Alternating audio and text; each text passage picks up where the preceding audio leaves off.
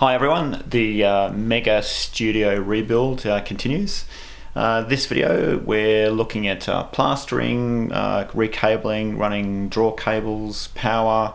I might have a bit of painting if I get round to it, and also glazing. Let's get into it.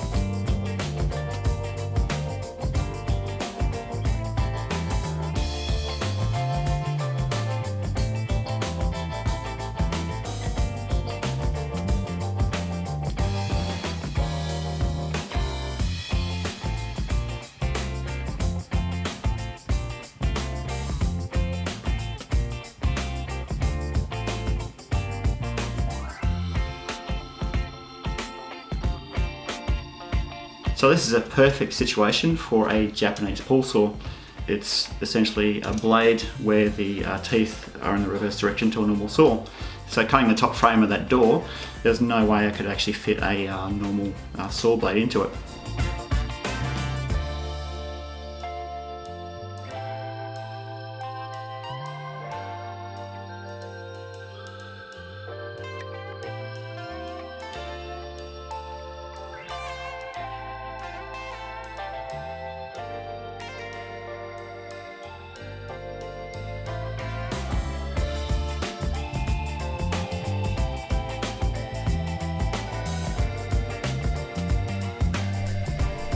So I want to be able to keep these LAN cables and reroute them back through the top of the roof, so I won't cut them off just yet.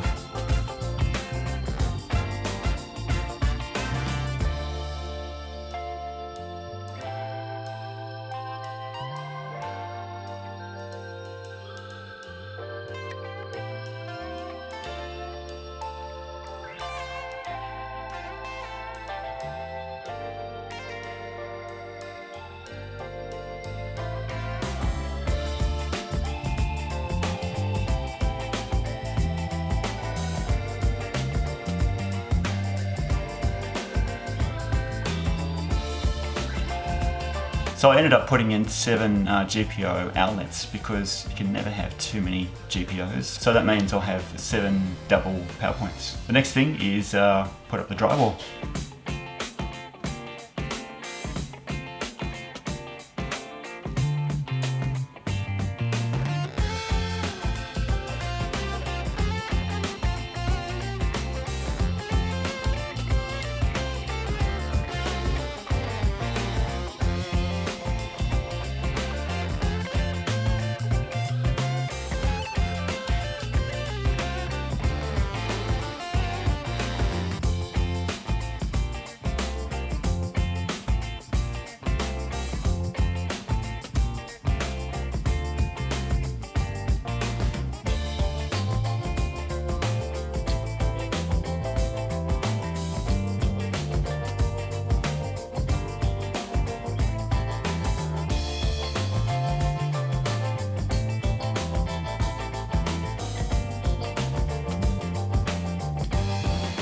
So you notice I put in extra screws to screw the plasterboard to the stud wall.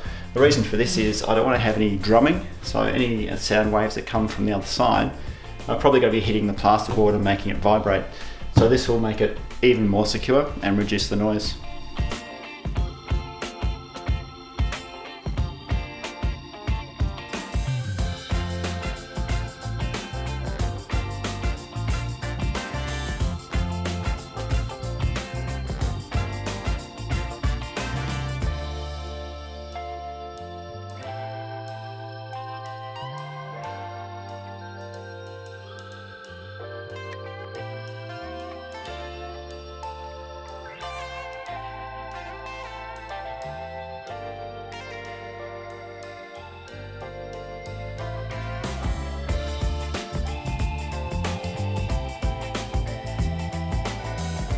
So that's pretty good.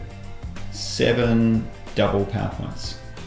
I think this was actually suggested by one of my patrons. I can't remember who it was, but I'm sure I'll flash it up on the screen, but that's a very good idea. And I had all the power points, so there was no extra cost. Okay, so all I need to do is disconnect the power now, so I can connect all these power points up to the circuit. One thing that my electrical engineering lecturer used to say to me all the time is that if you're ever going to be doing any power work, of course turn off the circuit breakers, but also either pull the circuit breaker out if you've got an old style sort of circuit box, but if you can't do that, you actually need to close the lid and actually put a lock on it.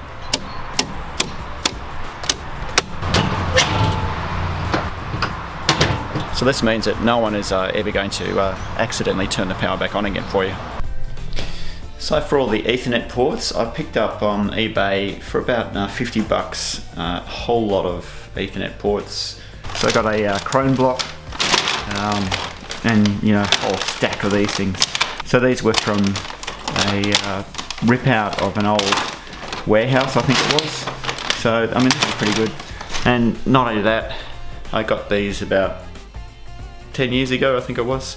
I actually filled my whole house with Ethernet ports. It was actually double the size.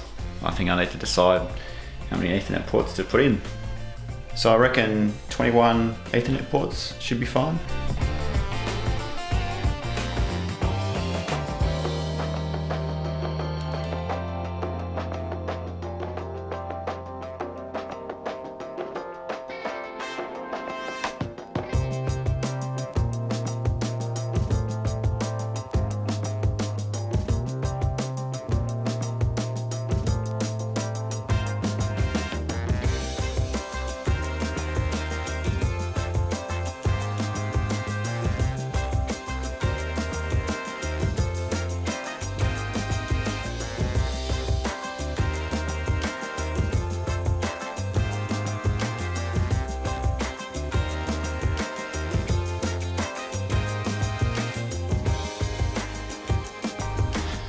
Back up in the roof again.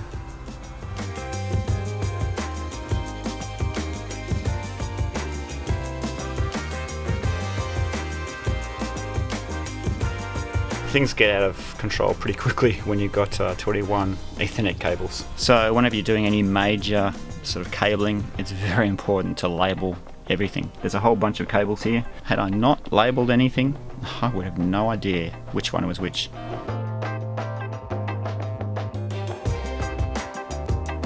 So that's pretty neat. Nice string of Ethernet cables going into the communication cupboard. Now all I have to do is spend a couple of hours patching. Nice.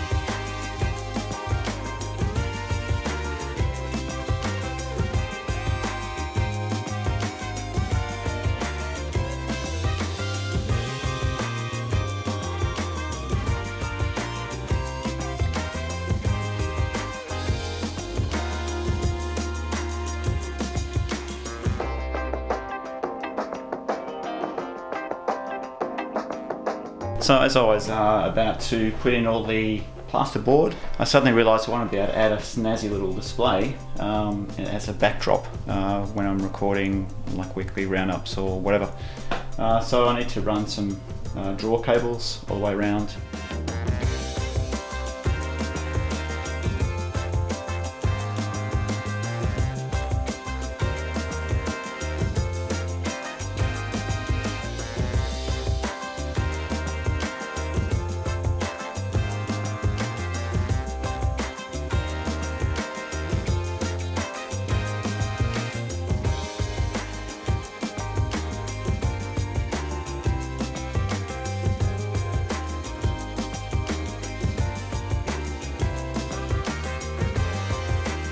So, almost finished. I've got the majority of the plasterboard sanded down. So I've forgotten just how dirty plastering can be.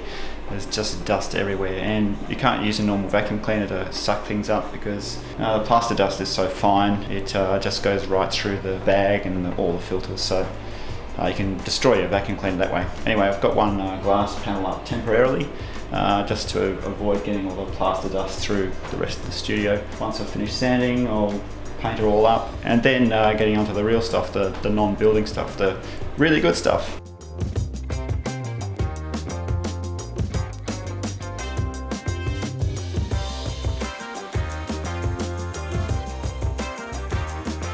So I got some concrete expansion joint filler. The reason for this is we're going to place this in between the two panes of glass to act as a bit more of a noise suppressor.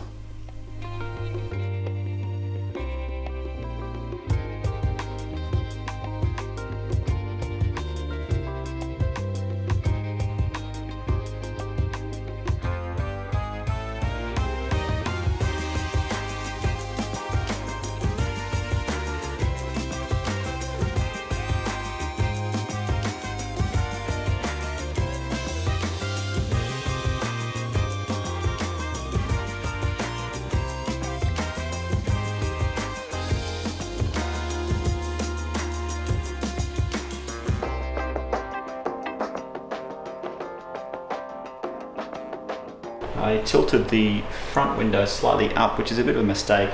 I should have tilted it down because studio lights might actually reflect back into the lens of the camera. But anyway, I'll see how it goes. I'm putting in an air hole in this cavity so that any vibrations or any audio that hits this glass panel won't be transmitted to the rear one. Hopefully that'll work out well. Almost finished the doorway. I'm going to have a hidden hinge, so when the door lies completely flat against the wall, you won't even know it's a door. Of course, acoustic tiles across the whole front of this wall and across every single other wall. I'm about to start painting this wall. I've done all the Ethernet and power, which took a heck of a long time to wire up 336 Crone connections.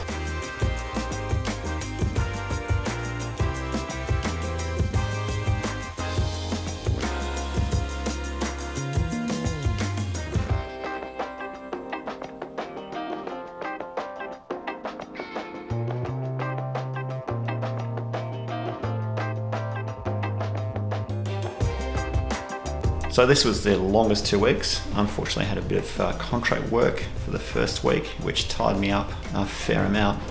But I managed to get back into it and do everything that I wanted to be able to do, or the main structure of everything. I've got the window in behind me, which is good. I've got all the sound insulation. The walls are painted. So it's essentially all ready to be able to put in all the acoustic foam, and all the other fancy stuff. So that's going to happen the following week. Like any project, it's sort of blown out. Fortunately, it hasn't blown out of budget. I had a very small amount to be able to spend on this. The window behind me, that cost about 300 bucks, which is probably the most expensive part. Plasterboard, of course, I had to buy that. It was fairly cheap. But all up, I've probably spent about 600 bucks doing this whole thing. I used reclaimed timber and essentially as much free stuff as possible. I had all the power points, I had all the Ethernet. I had to buy cable, but essentially everything I didn't have to pay for. And if I can deck it out with acoustic foam from sponsors maybe, then the rest won't be so expensive. So as I said in the first video, the reason for this was because I just completely ran out of room in the old studio. It's pretty tiny. With Tindy orders coming in now, I've got to have a dedicated space for that. And I needed to have a dedicated space for doing reviews. So something I can set up and leave running. And also the noise. The noise, I was getting far too much noise from the rest of the house. So this will completely dampen out all the extra noise, and so I won't have to keep telling everyone to shut up and stop making so much noise. So that'd be good. Oh, another thing, I've been playing around with different video styles. So these last two videos have a slightly different feel to it, a lot more background music, a lot more sort of je ne sais quoi. So hopefully I'll do a lot more of that style video in the future. I know that some people don't like background music because they can't sort of hear what's going on, but I'll try and limit it and see how it goes. So the video I'll be releasing next week will be the PCB learning thing I'm doing with my mate Tim, and then I'll get back into the full swing of it. So that means that the following week after that will be the first video in the new studio. So thanks for watching and see you next time.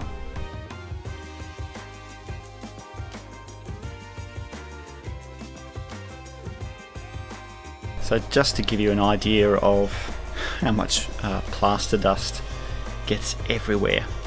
Look at this. I haven't actually cleaned this. There's just dust everywhere. It's incredible. So if you're going to be doing any plaster work, make sure you just protect everything.